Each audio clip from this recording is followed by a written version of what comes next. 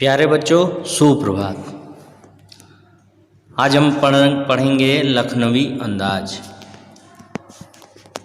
पाठ का शीर्षक लखनवी अंदाज इसलिए दिया गया है क्योंकि लखनऊ जो है वो नवाबों का शहर होता है और नवाब जो है अपने नवाबी अंदाज के लिए जाने जाते हैं। तो हम पाठ शुरू कर रहे हैं। मुफलिस।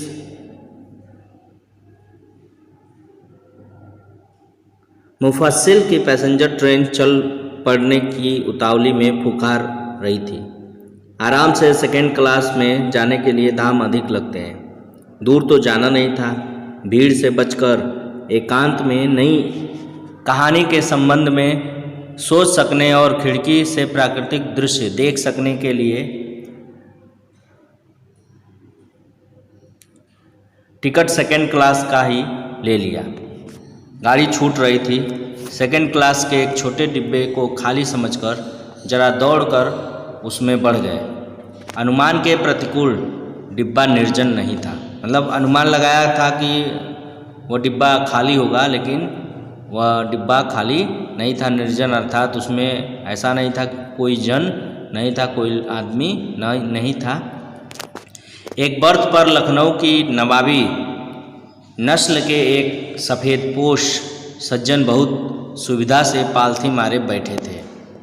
जैसा कि अनुमान था कि वह खाली हो, लेकिन वहाँ खाली नहीं था, बल्कि एक सज्जन बैठे थे जो नवाबी किस्म के थे। सामने दो ताजे चिकने खीरे तौलिए पर रखे थे। डिब्बे में हमारे सहसा कूद जाने से सज्जन की आंखों में एकांत चिंतन में विघ्न का असंतोष दिखाई दिया। मतलब मेरे अचानक उस डब्बे में कूद पड़ने से उस सज्जन को विघ्न या बाधा हुई। सोचा, हो सकता है यह भी कहानी के लिए सूझ की चिंता में हो या खीरे जैसी अपदार्थ वस्तु का शौक करते देख जाने के संकोच में हो। खीरे जैसी अपदार्थ, जैसे खीरा जो है वो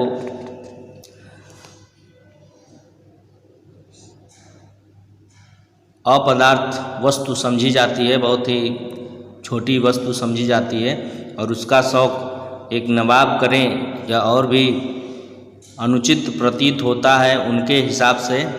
तो इसलिए इस संकोच में वो नवाब साहब पड़े हुए हैं। नवाब साहब ने संगति के लिए उत्साह नहीं दिखाया। जैसा कि आमतौर पर होता है कि जब ट्रेन में हम चढ़ते हैं तो अगल बगल के लोगों से हम मित्रता कर लेते हैं ताकि रास्ता आराम से कट सके, लेकिन ऐसा कोई उत्साह नवाब साहब में दिखाई नहीं दिया। हमने भी उनके सामने की बर्थ पर बैठकर आत्मसम्मान में आंखें चुरा ली, और वो जब नहीं कुछ उत्साह दिखा रहे हैं तो मुझे कौन पड़ी है। मैंने भी अपने आत्मसम्मान की रक्षा में उनसे आंखें बचा ली। खाली बैठे कल्पना करते रहने की पुरानी आदत है। नवाब साहब की असुविधा और संकोच के कारण का अनुमान करने लगे। संभव है नवाब साहब ने बिल्कुल अकेले यात्रा कर सकने के अनुमान से किफ़ायत के विचार से सेकेंड क्लास का टिकट खरीद लिया हो, और अब गवारा न हो कि शहर का कोई सफ़ेदपोश उन्हें मझले दर्जे में सफ़र करता देखे।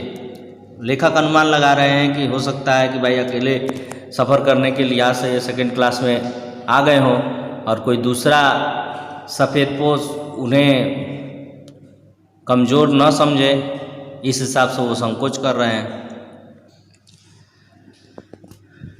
अकेले सफ़र का वक्त काटने के लिए ही खीरे खरीदे होंगे, और अब किसी सफ़ेदपोश के सामने खीरा कैसे खाएं। खीरा तो लिए होंगे अकेले में खाने के लिए, लेकिन अब कोई सामने बैठा है तो कैसे खाएं। नवाब साहब की प्रतिष्ठा दांव पर लगी है। हम कनखियों से नवाब साहब की ओर देख रहे थे। नवाब साहब कुछ देर गाड़ी की खिड़की से बाहर देखकर स्थिति पर गौर करते रहे। नवाब साहब अभी अनभिज्ञ थे और चुपचाप वो बाहर देख रहे थे। ओह, नवाब साहब ने सहसा हमें संबोधन किया। आदाब अर्ज जनाब, खीरे का शौक फरमाएंगे? और ओह, अचानक जैसे तंद्रा भंग हुई नवाब साहब की कि अभी तक वो देख ही नहीं रहे थे। उन्होंने कहा, ओ नवाब साहब ने सहसा में संबोधन किया, लेखक को संबोधन किया कि आदाब अर्ज, आप खीरे का शौक फरमाएंगे, खीरा खाएंगे। नवाब साहब का सहसा भाव परिवर्तन अच्छा नहीं लगा, भाप लिया। आप शराफत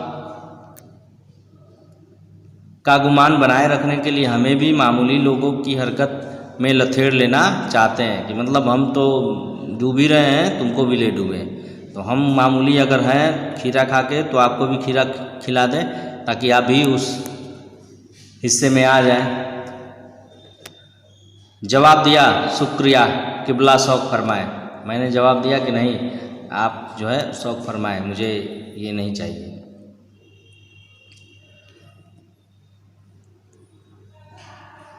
नवाब साहब ने फिर एक पल खिड़की से बाहर देखकर गौर किया और दृढ़ निश्चय से खीरों के नीचे रखा तौलिया झाड़कर सामने बिछा लिया। सीट के नीचे से लोटा उठाकर दोनों खीरों को खिड़की से बाहर धोया और तौलिए से पोंछ लिया।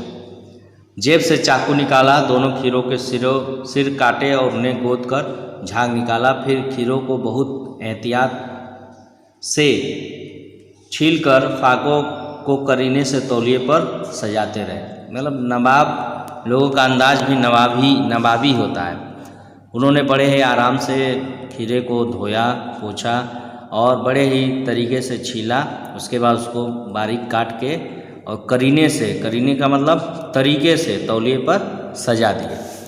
लखनऊ स्टेशन पर खीरा बेचने वाले खीरे के इस्तेमाल का तरीका जानते हैं। ग्राहक के लिए जीरा मिला नमक और पिसी हुई लाल मिर्च की पुड़िया भी हाजिर कर देते हैं। यह लखनऊ के खीरा बेचने वालों का कमाल है। नवाब साहब ने बहुत करीने से खीरे की फाकों पर जीरा मिला नमक और लाल मिर्च की सुर्खी बुरक दी। उन्होंने खीरे की फाकों पर ये चीज़ें जो है वो छिड़क दी। उनकी प्रत्येक भावभंगिमा और जबड़ों के स्फुरण से स्पष्ट था कि उस प्रक्रिया में उनका मुख खीरे के रसास्वादन की कल्पना से प्लावित हो रहा है। मतलब उनके होठ भीगे जा रहे हैं कि कितना जल्दी उस खीरे को अपने मुख में वो समा लें और पेट में निगल लें। हम कनखियों से देखकर सोच रहे थे मियाँ रईस बनते हैं, लेकिन लोगों की नज़रों से बच सकने के ख्याल से अपनी असलियत पर उतर आए हैं कि ये लोग अपने को बड़ा समझते हैं, लेकिन ऐसे छोटे मोटे काम करके आप बड़ा कैसे बन सकते हो। नवाब साहब ने फिर एक बार हमारी ओर देख लिया। वल्लाह शौक कीजिए, लखनऊ का बालम खीरा है। नमक मिर्च छिड़क दिए जाने से ताज़े खीरे की पनियाती फाक देखकर पानी मुंह में जरूर आ रहा था, लेकिन इनकार कर चुके थे। आत्मसम्मान निभाना ही उचित समझा। उत्तर दिया, शुक्रिया, इस वक्त तलब महसूस नहीं हो रही है, मैदा भी जरा कमज़ोर है, किबला शौक फरमाए। और प्रतिष्ठा की बात थी कि पहले मना कर चुके हैं तो दोबारा आप ले नहीं सकते, इसलिए उन्होंने बहाना बनाया कि नहीं आप शौक फरमाएं, मेरा मैदा अर्थात पेट थोड़ा कमज़ोर है और इसको हजम नहीं कर पाएगा। नवाब साहब ने संतुष्ट आँखों से नमक मिर्च के संयोग से चमकती खीरे की फाकों की ओर देखा और नवाब साहब जो थे वो संतुष्ट है, मतलब कितना उनको लालायित हैं वो उसके लिए, और उसी नज़रों से उन्होंने देखा। नमक मिर्च के संयोग से चमकती खीरों की फाकों की ओर देखा। खिड़की के बाहर देखकर दीर्घ निश्वास लिया, मतलब लंबा सांस जो है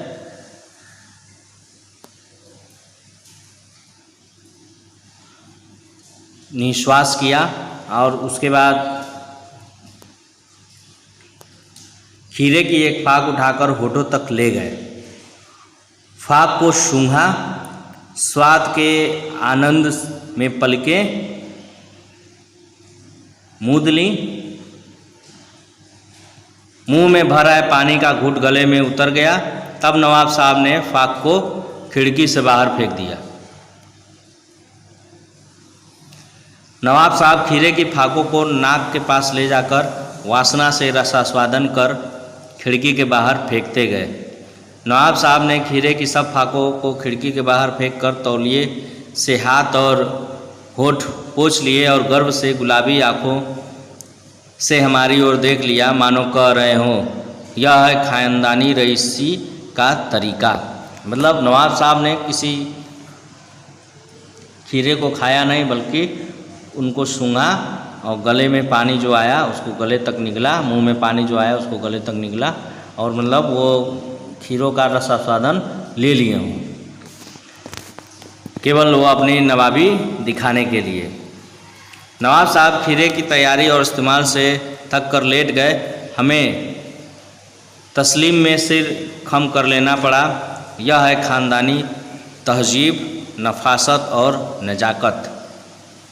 और हम भी अपने विचारों में खो गए, पढ़ने में खो गए और सोचने लगे कि यही है ख़ानदानी तहजीब, तरीका, नफासत और नजाकत, इसे ही कहते हैं। हम गौर कर रहे थे खीरा इस्तेमाल करने के इस तरीके को खीरे की सुगंध और स्वाद की कल्पना से संतुष्ट होने का सूक्ष्म, नफीस और एब्स्ट्रैक्ट तरीका जरूर कहा जा सकता है, परंतु क्या ऐसे तरीके से उदर की तृप्ति भी हो सकती है? इससे संतुष्टि तो हो सकती है, लेकिन क्या उदर की तृप्ति अर्थात पेट इसको संतुष्ट कर सकता है? हम यही सोच रहे थे।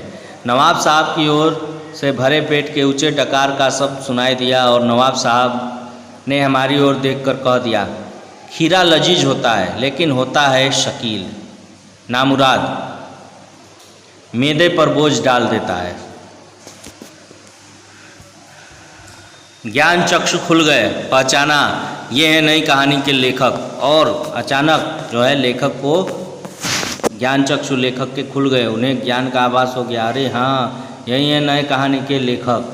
खीरे की सुगंध और स्वाद की कल्पना से पेट भर जाने का डकार आ सकता है तो बिना विचार, घटना और पात्रों के लेखक की इच्छा भाव से नई कहानी क्यों नहीं बन सकती? लेखक यह विचार करने लगा, उसे यह युक्ति, यह उपाय सूझ गया कि जब बिना खाए ही केवल सूंघकर स्वाद के एहसास से पेट के भर जाने का डकार आ सकता है, तो क्या बिना किसी घटना के, बिना किसी विचार के, बिना किसी पात्रों के लेखक अपनी इच्छा मात्र से, अपनी कल्पना से नई कहानी नहीं लिख सकता? बिल्कुल भी लिख सकता है।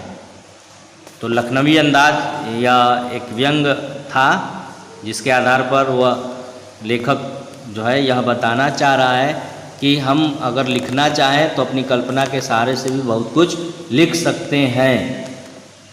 वहाँ कोई घटना, पात्र या किसी विचार की आवश्यकता नहीं होगी, केवल हम अपनी इच्छा शक्ति के आधार पर कल्पना के सहारे नई चीज़ों को भी लिख सकते हैं अगर हम लिखना चाहें तो। अभ्यास प्रश्न आपको अगले वीडियो में प्राप्त हो जाएगा। तब तक के लिए धन्यवाद।